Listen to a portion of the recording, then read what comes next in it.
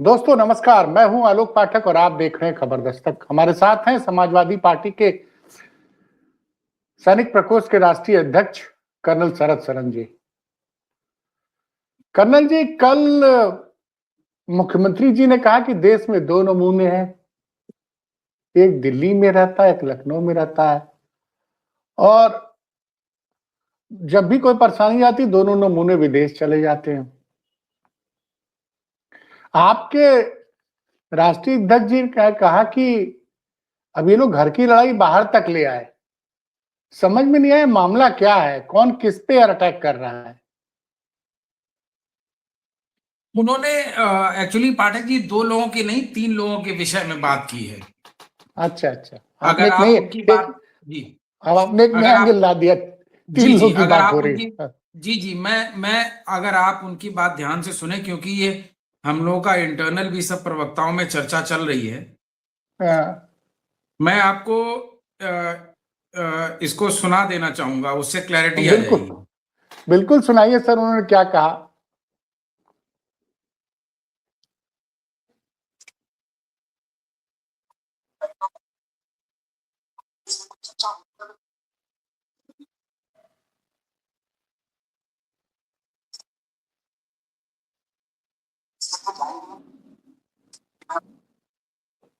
आवाज क्लियर नहीं आ रही है सर। अच्छा जी, मैं ऐसे बता देता हूं फिर। देखिए, उन्होंने जो कहा है, उन्होंने कहा देश के अंदर दो नमूने हैं, ऐसे नमूने हैं, एक दिल्ली में बैठते हैं और एक लखनऊ में बैठते हैं। जब भी किसी गंभीर विषय पे कोई बात होती है तो वो विदेश चले जाते हैं। और मुझे लगता है ऐसा ही आपके बबुआ के साथ भी है। वो भी विदेश चले जाते हैं कभी कभी, और आप लोग इधर चर्चाएं कर रहे हैं, वो इंग्लैंड चले जाएंगे 10-15 दिन के लिए, और आप यहां चर्चा करते रहेंगे। ये उन्होंने शब्द बोले हैं, मैं बस दोहरा रहा हूं क्योंकि वीडियो में शायद आवाज साफ नहीं मिली आपको। तो मैं फिर दोहराता हूं, उन्होंने क्या कहा। उन्होंने कहा देश में ऐसे दो नमूने हैं, एक दिल्ली में बैठते हैं और एक लखनऊ में बैठते हैं, और मुझे लगता है कि ऐसा ही आपके बबुआ के साथ भी है। तो ये तीसरे हैं। और बबुआ शब्द इस्तेमाल किया होगा तो हम लोग ऐसा गुंजाइश के हिसाब से सोच रहे हैं, क्योंकि जब बसपा के साथ हम गठबंधन में 2019 का लोकसभा चुनाव लड़े थे, तो गांव में प्रेम की भाषा है। प्रेम से लोग बड़े बूढ़े बच्चों को या उनसे कम उम्र वालों को, जिसको प्यार और सम्मान देते हैं, तो बेसिकली अपनापन रखते हैं, तो उसको बबुआ बोलते हैं। और वो लिंक ऐसे हुआ है कि गली गली गांव गांव बुआ और बबुआ की सरकार, बुआ और बबुआ की सरकार, बुआ और बबुआ का गठबंधन, बुआ और बबुआ का साथ। यानी कहीं ना कहीं बुआ और भतीजे की बात तो प्यार से, जैसे गवई भाषा में बोलते हैं, बुआ और बबुआ, वो बोला है। अब उसको कौन किस पक्ष में और किस तरीके से रखता है वो अलग बात है। जैसे एक बाबा शब्द है, मैं आपको उसका भी उदाहरण कर देता हूं, गांव में कैसे कैसे इस्तेमाल होता है। हमारे परिवार में बड़े बुजुर्ग होते हैं, तो जो तीसरी पीढ़ी के होते हैं उनको बाबा बोलते हैं, दादा बोलते हैं, बाबूजी बोलते हैं, दद्दा बोलते हैं। उसी तरीके से दरवाजे पे जो लोग भिक्षा मांगने आते हैं, गांव गांव जाते हैं, कपड़े की पोटली बांध के, उसमें लोग कोई जिसके पास जो होता है आटा डाल देता है, थोड़ा कोई गाजर मूली खेत से लाया, आलू लाया है, 2 आलू डाल दिया। कभी कभी रोटी बना रहा होता है तो वो मांग लेते हैं कि बनी हुई रोटी दे दो, हम कहाँ बनाएंगे, तो 2 रोटी पोटली में डाल देते हैं। ऐसे ही घर में बच्चे शैतानी वैतानी कर रहे होते हैं, लड़ झगड़ रहे होते हैं, तो घर में माएं खास तौर से उनको ये बोलती हैं कि शांति से बैठो, नहीं घर के बाहर निकाल देंगे, कोई बाबा आएगा तो उठा ले जाएगा। तो बहुत से छोटे बच्चे होते हैं, वो बाबा के वेशभूषा से डरते भी हैं।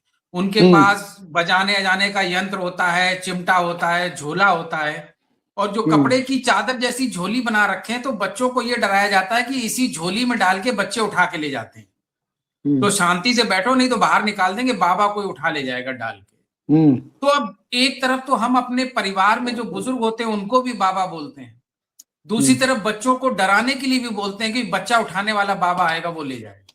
अब आप किस परिप्रेक्ष्य में बोल रहे हैं, वो आपकी भावना और आपके चेहरे और आपकी शारीरिक भाषा और आपका जो वॉइस मॉड्यूलेशन है उससे पता चलता है। तो जो हम लोग लगातार, जो पीढ़ीय समाज है, वो बबुआ प्यार से अपने से कम उम्र के बच्चे को बबुआ बोलते हैं, प्यार से। तो यहाँ पे किसको बबुआ कहा मुख्यमंत्री जी ने आपके हिसाब से? तो क्योंकि लगातार हम लोगों के समाज में अखिलेश जी को उस समय बुआ और बबुआ की जोड़ी बोलते थे, तो इसमें योगी जी बहुत बार इस शब्द को बहुत उपहासजनक तरीके से इस्तेमाल करते रहे। तुम्हारी बुआ जी, तुम्हारे बबुआ। हो सकता है कि रिश्तों और संबंधों के प्रति उनकी भावनाएं कुछ और हो। वो बाबा के विषय में कुछ और मानते हो, बुआ के विषय में कुछ और मानते हो, बबुआ के विषय में कुछ और मानते हो, लेकिन हमको लगता है कि अखिलेश जी के विषय में उन्होंने बोला है।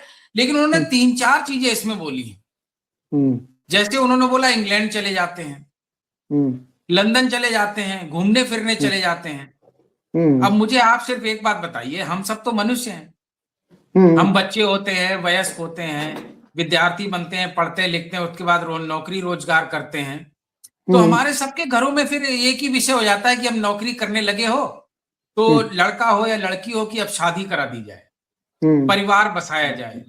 सांसारिक व्यवस्था तो यही है। अब जब मैं लखनऊ पढ़ता था तो मेरे माता पिता लखनऊ आते थे मेरी तबीयत देखने, हालचाल, कैसे हम रह रहे हैं, कैसे खा पी रहे हैं। जब मैं सरकारी सेवा में था तब भी आते थे कि साथ रहेंगे, बच्चों के साथ थोड़ा बड़ा खाएंगे, पिएंगे, उठेंगे, बैठेंगे। ये हम लोगों के परिवार में और है क्या? हम लोग जीवन में किस लिए जीते हैं आप बताइए? बड़े बुजुर्गों के सम्मान करते हैं, पैर छूते हैं, पैर दबाते हैं, बच्चों को प्यार करते हैं, साथ बिठाते हैं, सर्दियों में मूंगफली खाते हैं, गर्मियों में शरबत पीते हैं। यही तो जीवन की व्यवस्था है। और यहाँ पे लेके क्या जाएंगे? जैसे आए थे वैसे ही जाएंगे। और लास्ट में सब मिला के, हम हिंदू है तो शमशान वहां पे जलाई तो जाते हैं ना, शमशान में ले जाके। तो हम किसको लेके जाते हैं? ये जो रिश्ते निभाते हैं यही हमारा जीवन है। तो हमारे राष्ट्रीय अध्यक्ष जी का अगर बच्चा बाहर पढ़ रहा है तो वो तो उनके पास जाएगा, उनसे मिलेगा, उसके साथ समय व्यतीत करेगा, खिलाएगा पिलाएगा, रेस्टोरेंट में ले जाएगा, उसके कमरे में बैठेंगे, उसका स्टडी टेबल पे बैठेंगे, उसकी किताबें पुस्तकें देखेंगे, उसकी पढ़ाई लिखाई देखेंगे, उसके दोस्तों और मित्रों से मिलेंगे जिनके साथ बच्चा रहता है। वो तो पारिवारिक जीवन में है। और चाणक्य ऐतिहासिक चरित्र नहीं है जितना मुझे ज्ञान है इतिहास का, लेकिन चाणक्य के नाम पे एक कहा जाता है, एक कहावत है कि नेतृत्वशीलता, नेतृत्व उसको देना चाहिए जो पारिवारिक और सांसारिक जीवन से संपूर्ण हो, क्योंकि वही तो समझेगा ना जो परिवार में रहा होगा। हम और आप इस उम्र में है पाठक जी, आप जानते हैं कि आप पिताजी के बारे में, एक उम्र होता है, टीनेजर होता है बच्चा, थोड़ा विरोधी रेवोल्यूशनरी मोड में होता है, तो वो पापा को बोलता है कि पिताजी आपको नहीं पता है, जमाना बदल गया है, आपको इस बारे में नहीं पता, आपको उस बारे में नहीं पता। जब वही पिता बनता है और उसका बेटा जब उसको ये बोलना शुरू करता है, तब वो समझता है कि हमारे बाबूजी हमको ये क्यों समझाते थे। इसका मतलब अपने सांसारिक जीवन में जब तक पारिवारिक यात्रा को आप पूरा नहीं करेंगे, तब तक नौजवान क्या चाहता है, धर्म पत्नी क्या चाहती है, महिलाएं क्या चाहती हैं, दादी क्या चाहती हैं, पिताजी क्या चाहते हैं, भतीजे क्या चाहते हैं, बेटे क्या चाहते हैं, बेटियां क्या चाहती हैं, जब आपने अनुभव ही नहीं किया तो आप कैसे समझेंगे? इसीलिए वो लगातार जब वो कह रहे हैं कि बच्चों की डेथ हुई है, बच्चों की डेथ हुई है, तो वो चिड़चिड़ा के विरोध कर रहे हैं कि किसी की डेथ नहीं हुई है, कहाँ है ब्यौरा दिखाइए। अरे हम कहां से ब्यौरा दिखाएंगे भाई? हम तो आपको घटना बता रहे हैं, औरैया में घटना हुई है, ब्यौरा तो सरकार के पास है, आप छुपा रहे होंगे, आप दिखाइए ना ब्यौरा। आप कह रहे हैं कहीं हुई नहीं है। तो मैं बस ये कह रहा हूं कि जब आप बबुआ शब्द का उपहासजनक इस्तेमाल करते हैं तो आप पे इल्जाम एक ये भी आता है कि आप पारिवारिक रिश्तों को ना आपने कभी निभाया है, ना अपनाया है, तो शायद आप इन प्यार की भाषा को, प्यार के रिश्तों को नहीं समझ पाएंगे। और विदेश आना जाना, अपने बच्चों से मिलना जुलना, उनके साथ घूमना फिरना कोई पाप है? छुट्टियां मनाना कोई पाप है? कहीं घूमने फिरना जाना पाप है? अगर आप बहुत से फिलॉसफी पे जो लेखक हैं, इंटरनेशनल रिनाउंड नेम है, अगर आप उनको पढ़ेंगे तो वो ये कहते हैं कि जब आप अपनी सोच और मानसिकता के घेरे में फंस गए हो तो यात्रा सबसे सुखद चीज है, जीवन को और बेहतर बनाने का, नई नई चीजों को देखने का, सुनने का, और जमाने को और संसार को बेहतर तरीके से समझने का। तो आपको यात्रा करना चाहिए, घर से निकल के घूमना फिरना चाहिए। कहते तो यहां तक है कि घर में बैठे बैठे चिड़चिड़ाहट हो रही है तो जूते पहनिए और 1 घंटे टहल के आ जाइए, डोपामीन बनेगा, आपको बेहतर गुड फील होगा। ये सब चीजें तो साइंटिस्ट बोलते हैं, फिलोसोफर्स बोलते हैं, साइकोलॉजिस्ट बोलते हैं, साइकेट्रिस्ट जो डॉक्टर्स हैं वो भी बोलते हैं। तो घूमना फिरना तो हमारे जीवन का हिस्सा है। किसी को घूमना फिरना नहीं है, पारिवारिक रिश्ते निभाने नहीं है, मैं तो उसको नॉर्मल आदमी नहीं मानता हूं, तो आम इंसान का वो दर्द और तकलीफ कैसे समझेगा? इसलिए मुझे कोई दिक्कत नहीं है। मैं तो ये कहता हूं जो सांसारिक जीवन में है, जो जीवन को संपूर्णता के साथ जीता है, वो बेहतर नेतृत्वशीलता के साथ नेतृत्व करता है, और ऐसे ही नेतृत्व हमें मिलने चाहिए। जी ये बताइए, एक मामला विधानसभा में चल रहा है कोडीन कफ सिरप का। मुख्यमंत्री जी कह रहे हैं कि भाई ये तो सपा के लोग हैं, आलोक सिंह को आलोक सिंह नाम ही बता रहा है, आलोक सपाही बता रहे हैं, आलोक सिपाही बता रहे हैं, और अमित यादव का जिक्र कर रहे हैं। वो तो ये बता रहे हैं कि जितने भी कफ सिरप के आरोपी हैं बेसिकली समाजवादी पार्टी वाले हैं, और आप लोग कह रहे हैं भाजपा से जुड़े हुए लोग हैं।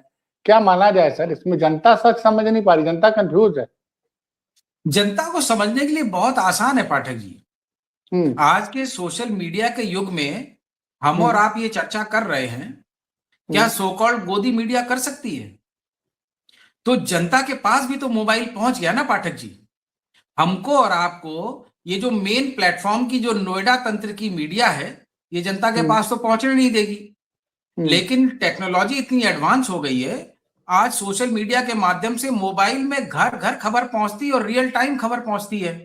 जनता को तो सब पता है, जनता को तो सब पता है, लेकिन एक बात मेरे भी समझ में नहीं आ रही है कि लगातार वो ये कह रहे हैं कि ये जितने आरोपी हैं सब सपाई हैं, और जितने समाजवादी पार्टी के लोग हैं वो कह रहे हैं अगर हमारे हैं तो फटाफट बुलडोजर चला दो, और वो कह रहे हैं कि अभी जांच चल रही है, चिंता मत करो, बुलडोजर चलेगा। अब आप बताइए उपहास का पात्र है कौन? क्या जनता इस बात को समझ नहीं रही? तो बुलडोजर इसलिए नहीं चल पा रहा है कि उसका नाम आलोक सिंह है? नहीं, आलोक सिंह तो बोला नहीं है पाठक जी, उन्होंने आलोक सिपाही बोला है विधानसभा में, अगर आपने ठीक से सुना। अब भाई वो ठीक है, उनकी मर्जी है, और सिपाही बोल रहे हैं, जहां फंस जाते हैं वहां सिपाही बोलने लगते हैं। पाठक जी, मैं सॉरी, मैं बहुत खेद के साथ, क्षमा के साथ आपको रोकूंगा। कोई भी राजनीतिक व्यक्ति की शारीरिक भाव भंगिमा, चेहरे की, आंखों की और उसकी वाणी की सब नियोजित होती है। वो व्यवसायिक दृष्टिकोण के साथ राजनीति में आता है, तो वो कुछ भी बोल रहा है, किस भाव से बोल रहा है, बहुत सोच समझ के बोलता है, ऐसे नहीं बोलता है। और मैं इसमें तो यहां तक जाऊंगा कि किसी की वेशभूषा से कंफ्यूज भी मत होइएगा। जो राजनीति में है वो राजनीतिज्ञ है। अगर कोई बाबा होता तो वो आरती कर रहा होता मंदिर में सुबह शाम बैठ के। मतलब आप कह रहे हैं कि योगी जी ने अगर धार्मिक आवरण पहन रखा है, योगी का वेशभूषा, तो योगी नहीं आपकी नजर में सिर्फ पॉलिटिशियन है? अगर पॉलिटिक्स में है, कोई भी व्यक्ति हो, किसी भी बैकग्राउंड का हो, वो पहले पॉलिटिशियन है फिर कुछ और है। प्रोफेशनल पॉलिटिशियन है आदित्यनाथ जी। आप उनके वेशभूषा और नजरिए से क्या उनके बारे में सोचते हैं मुझे नहीं पता। जहां तक मुझे पता है कि वो प्रोफेशनल पॉलिटिशियन है, 25 करोड़ की जनमानस के उत्तर प्रदेश की जनता के मुख्यमंत्री हैं, सरकार के। मैं उनको इसी रूप में देखता हूं, इसके अलावा किसी रूप में नहीं देखता। वो तो बड़े कल बोल रहे थे कि जब बुलडोजर चलेगा तो फिर फातिहा पढ़ने मत जाइएगा। मैं वहीं से शुरू कर देता हूं जहां छोड़ा है। जब उन्होंने आलोक सिपाही बोला है ना पाठक जी, तो बहुत लोगों को मोबाइल में आलोक सपाही सुनाई देगा। इतनी महीन तरीके से कह रहा हूं। अगर वो आलोक सिंह बोलते, फलाने सिंह, ढिकाने सिंह, 3 नाम सिंह बोल देते तो दिक्कत हो जाती। एक घटना की तरफ पीछे ले जाता हूं पाठक जी। याद है ना वो ताज होटल के पास में बारिश में? याद आया? बिल्कुल याद आया। तो लड़की उन्होंने अपने वित्त मंत्री जी को क्या बोला था? नहीं, बाकी नाम पढ़ने के लिए रहने दीजिए। याद है आपको? हाँ, बिल्कुल 17 लोग कई बार हुए थे, नाम सिर्फ 2 लिए गए थे। उन्होंने सिर्फ 2 नाम पढ़े थे, यादव और मुस्लिम, और बाकी नाम कौन सी बिरादरी के थे बाद में एफआईआर में निकल आया, और जब अरेस्ट हुए तो सबको पता चल गया। वो अपने स्वजातीय लोगों के नाम विधानसभा में पढ़ने ना किसी को देना चाहते, ना पढ़ना चाहते। तो ये लेकिन समाजवादी नेताओं ने ये किस वजह से मतलब वो उनका प्रेम है या कुछ और है? मैंने आपको पहले जवाब दे दिया और फिर आपने सवाल किया, तो मैं जवाब को दूसरी तरह से बता देता हूं। कोई भी व्यक्ति राजनीति में है तो वो पहले राजनीतिज्ञ है, और अगर कोई राजनीति करता है तो व्यवसायिक दृष्टिकोण से प्रोफेशनल पॉलिटिशियन होता है। उसकी शारीरिक भाव भंगिमा, चेहरे की भाव भंगिमा, आंखों की भाव भंगिमा और उसकी जो वाणी है वो कब, कहां, क्या, किस तरह से बोलता है, बहुत सोच समझ कर बोलता है। तो वो जो कुछ कर रहे हैं एक राजनीतिज्ञ के तौर पे कर रहे हैं, और वो जो इकोसिस्टम जो बना रखा है उन्होंने, उसको अगर वो प्रोटेक्ट नहीं करेंगे तो किसको करेंगे?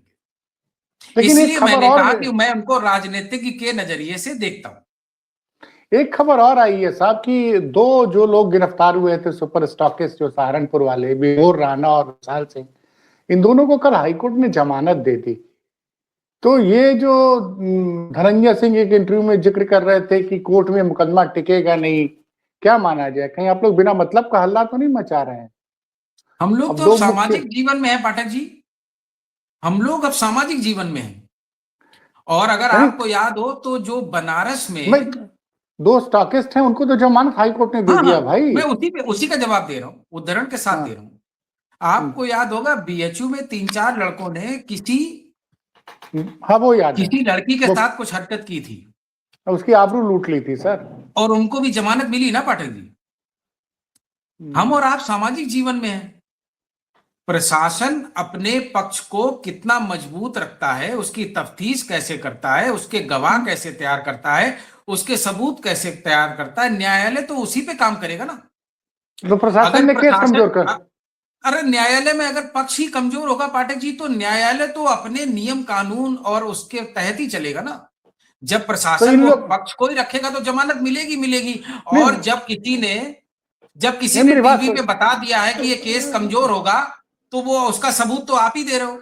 नहीं, मेरी बात सुनिए। वो जो तीनों आरोपी थे जिन्होंने उस बच्ची की आबरू लूटी, तो तीनों भाजपा आईटी सेल के थे और एक तो भाजपा नेता का दामाद भी था। तो वो तीनों भाजपा ही थे। तो मैं समझ सकता हूं आपकी बात की, वो चूंकि भाजपा के से जुड़े लोग थे इसलिए कमजोर तरीके से। क्या ये दोनों भी क्या भाजपा ही है? क्या आप कहना चाह रहे हैं? फोटो तो सब तरफ चल रही है, सब तरफ लोगों की फोटो दिखाई जा रही है, और न्यायालय से उनको जमानत भी मिल गई है। आप ही ने बताया, मुझे इसकी जानकारी नहीं थी कि कल हाईकोर्ट से जमानत मिली।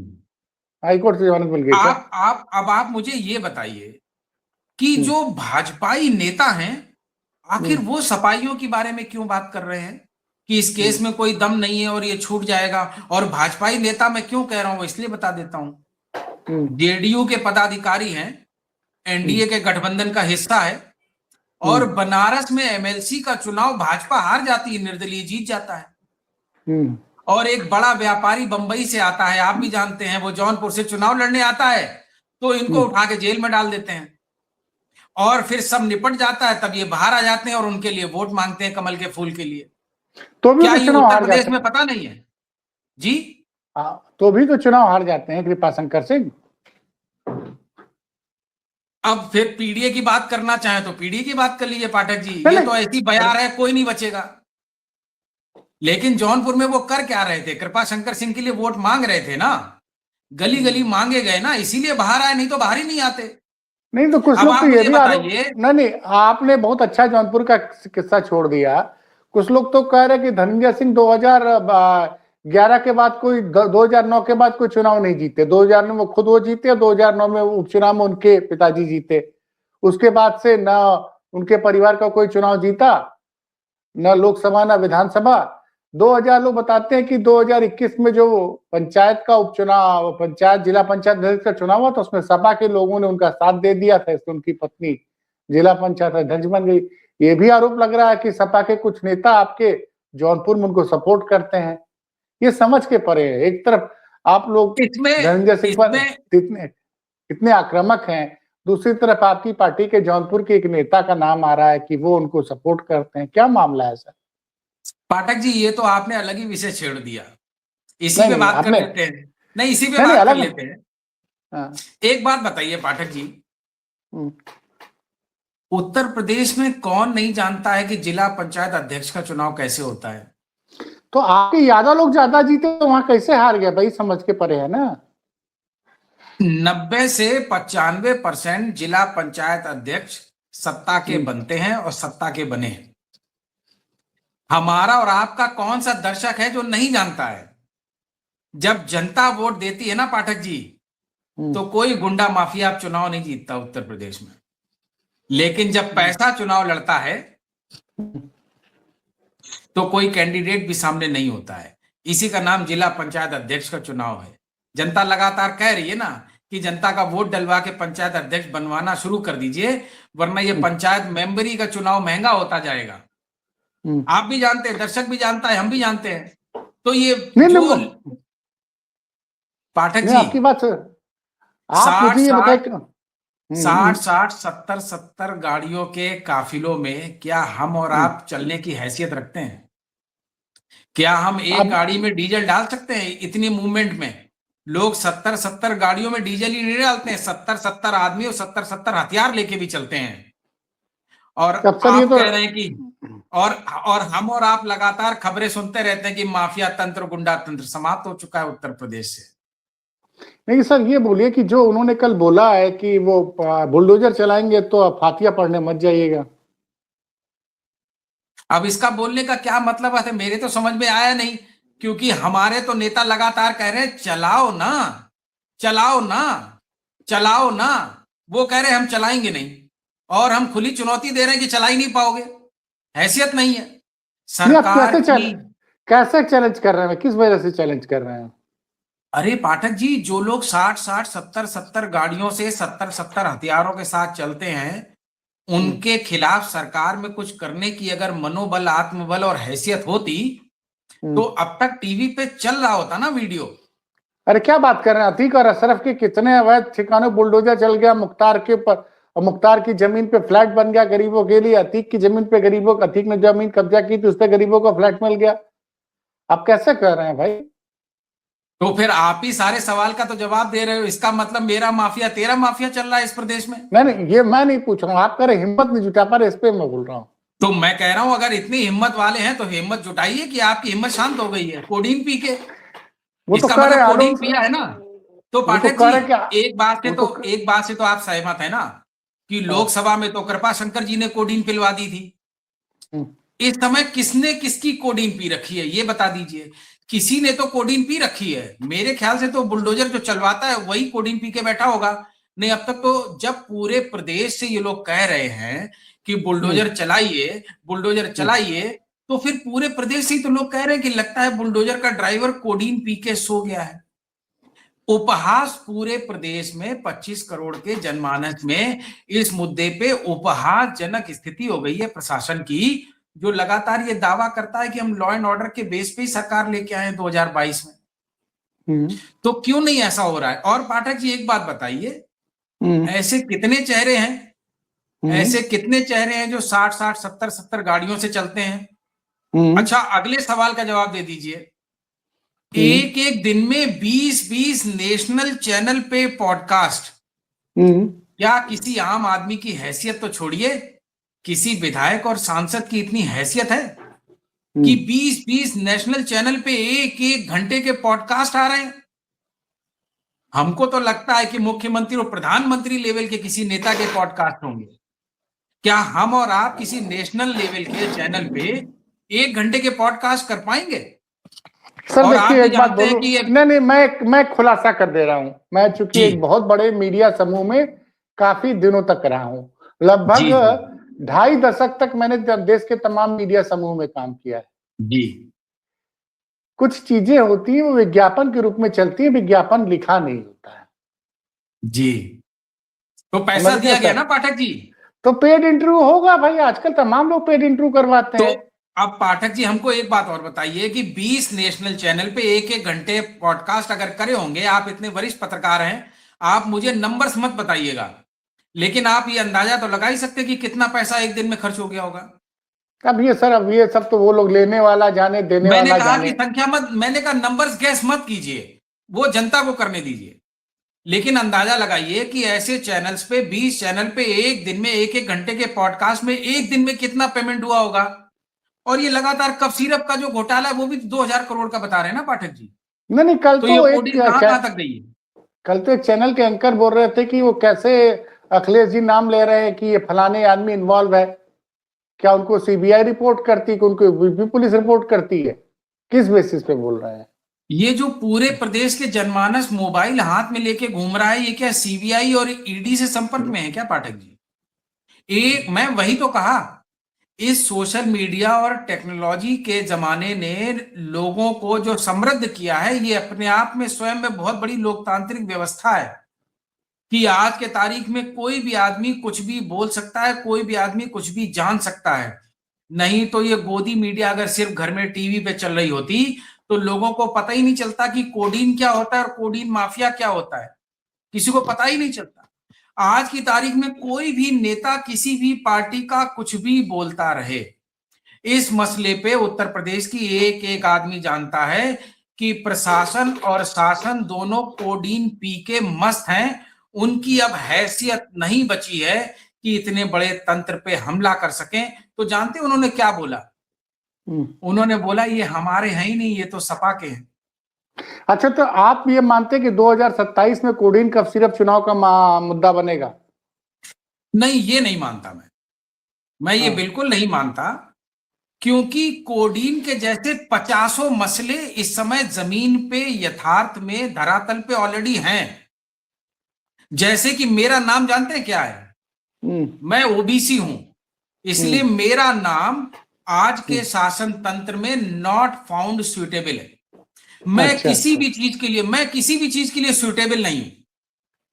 दूसरा, एक छोटा सा गार्डन है पाठक जी लखनऊ में, उसका नाम तो इको गार्डन है और पूरा नाम इकोलॉजिकल गार्डन है, लेकिन वहां पे जो सरकार के लूट तंत्र से सहमत नहीं है, लाठियों से उनकी इकोलॉजी ठीक की जाती है।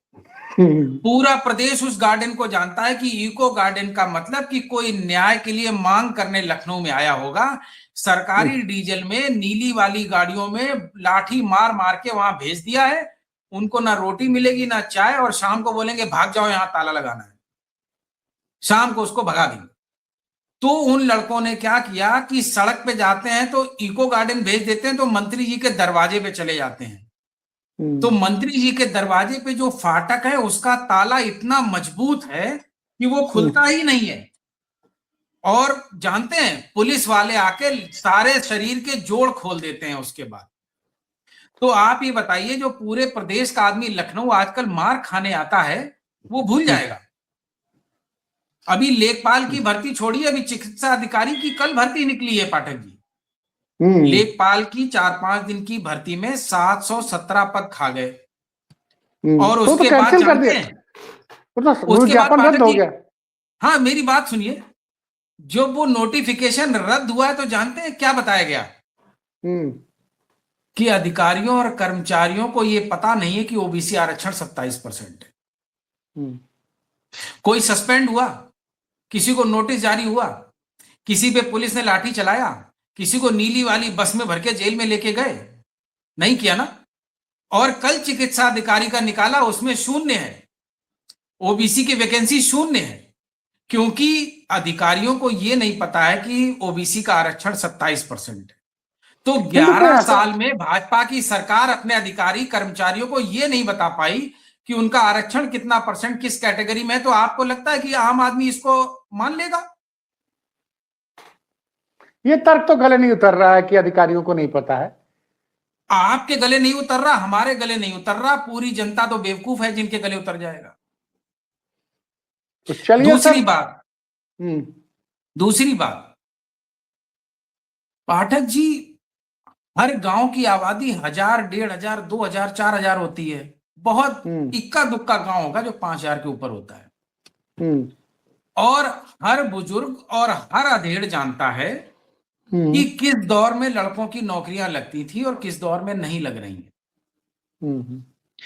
अगर नहीं जानता है तो आप ये बताइए कि जो सनातन सनातन सनातन करते रहते हैं, जब पदाधिकारी बनाने होते हैं तो जाति पे चर्चा करती हैं, जब मुख्यमंत्री बनाना होता है, मंत्री बनाना होता है तो जाति पे चर्चा करते हैं। तो इसका मतलब ये लोग कम से कम इस बात को तो स्वीकार करते हैं कि हर जाति जागृत है और अपने हकाधिकार जानती है। तो आप उसको कौन सा लॉलीपॉप दे देंगे? और फिर जब यही लोग वोट देते हैं आपके लूट तंत्र में भी आपसे अधिक सांसद विपक्षी पार्टी के जिता देते हैं, तो आप इस जनता की कितनी बदहवासी से बेइज्जती करते हैं। कहते हैं कि पब्लिक को बेवकूफ बना दिया गया। इस बार बार बार पब्लिक बेवकूफ नहीं बनेगी। यानी कि जब पीडीए अपना वोट सही तरीके से देने लगे तो आप जनता को बेवकूफ बना दें, और जब आपके मंदिर और नफरत के मुद्दों पर भर भर के आपको वोट बना दें तो आप बोले कि अब ब्रह्मा के जो अवतार हैं वो अब विश्वगुरु बन जाएंगे। क्या क्या यकीनन पाठक जी आज की 21वीं सदी में आम आदमी को इतना बेवकूफ समझते हैं भाजपाई और संघी। अब आपको मैं 1 मिनट और दीजिएगा। भागवत जी ने कलकत्ता में भाषण दिया और भागवत जी ने यह बोला भारतीय जनता पार्टी से हमारा कोई लेना देना नहीं, और भाजपा छोड़िए हमारा किसी भी राजनीतिक दल से कोई लेना देना नहीं है। हम तो हिंदू सभ्यता और हिंदुओं के पक्ष में और हिंदू समाज के लिए, उनके कल्याण के लिए काम कर रहे हैं। और भारतीय जनता पार्टी के जितने प्रवक्ता मेरे साथ टीवी पे बैठते हैं वो ये बोलते हैं कि आरएसएस हमारा मात्र संगठन है। तो ये मम्मी मम्मी कर रहे हैं और वो मानने को तैयार नहीं कि ये मेरा बेबी है। कोई आज की तारीख में देश में ये बात स्वीकार कर लेगा कि जो जेट प्लस सिक्योरिटी में चलते हैं, 5 स्टार होटल में रहते हैं और चार्टर्ड प्राइवेट प्लेन से चलते हैं, वो पैसा अपनी जेब से देते? और भारतीय जनता पार्टी की सरकार के पहले झोला टांग के जो जनरल कैटेगरी के ट्रेन में चलते थे, अब उनकी जेब अचानक इतनी बड़ी हो गई। ये लोग वास्तव में पाठक जी विश्वास कीजिए जनता को मूर्ख और बेवकूफ समझते हैं। इन्होंने ये समझ लिया है कि हम जनता को कहीं भी घंटा घड़ियाल बजाएंगे और पब्लिक हमारे पीछे पीछे चल जाएगी। मैं इससे सहमत हूं कि थोड़े बहुत दिन आप चला भी लेंगे, थोड़े बहुत लोगों को भी चला लेंगे, लेकिन पूरे जनमानस को हमेशा अगर चला लेंगे तो इसका मतलब वास्तविकता से अब आप बहुत दूर हो चुके हैं। अब आप वोट के लूट से चुनाव लड़ रहे हैं और हम भी अब वोट के लूट के खिलाफ ही चुनाव लड़ेंगे 27 का। हम भी देखते हैं कि आपकी कितनी हैसियत है लूट की, क्योंकि इतना भारी जनमानस तैयार हो जाएगा कि आपके लूट पे भी संख्या भारी हो जाएगी वोटों की। इसलिए 27 के लिए हम नहीं कॉन्फिडेंट है, पब्लिक कॉन्फिडेंट है कि इन फ्रॉडियों को, लुटेरों को, चोरों को साफ करेंगे सत्ता से। जी पाठक जी। चलिए सर, बड़ी जानकारी दी। आपसे फिर किसी और मुद्दे पे चर्चा होगी। बहुत बहुत धन्यवाद। जय हिंद।